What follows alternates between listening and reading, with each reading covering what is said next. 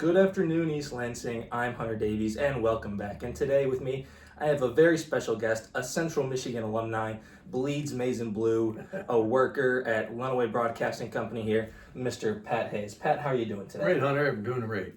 Good. And so, with you being a broadcaster here at the Lunaway Broadcasting Company, what inspired you to get into the business in the first place? Well, it happened when I was about 12 years old. I built my own radio station in the basement, and it kind of went from there. I used to go out to the old WABJ, which was out on Treat Street, and Phil Donahue, who was working there at the time, got to know him, and really got interested in radio.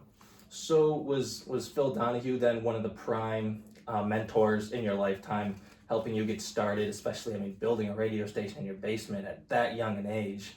I don't know who else nowadays is going to be doing something like that who's that interested in the business. Well, there's probably several people that came along that had a lot to do with me being interested. Actually, it was a Cub Scout group that I went to, and the kid had a radio station in his basement, and I really liked it, and it was voila.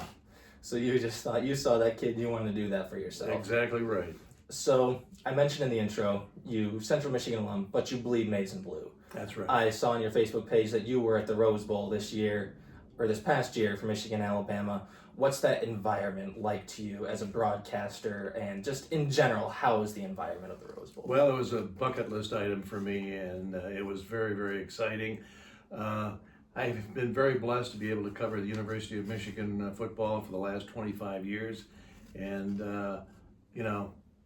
being in the press box every week, it's really kind of nice.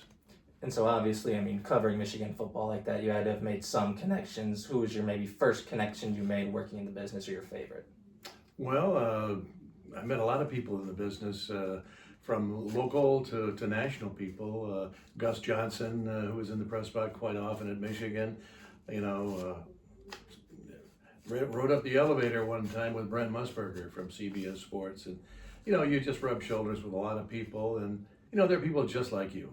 Well, that's very neat, Pat. Thank you for your time today and for the interview. Thank you all for joining us. Once again, I'm Hunter Davies, reporting for JRN303.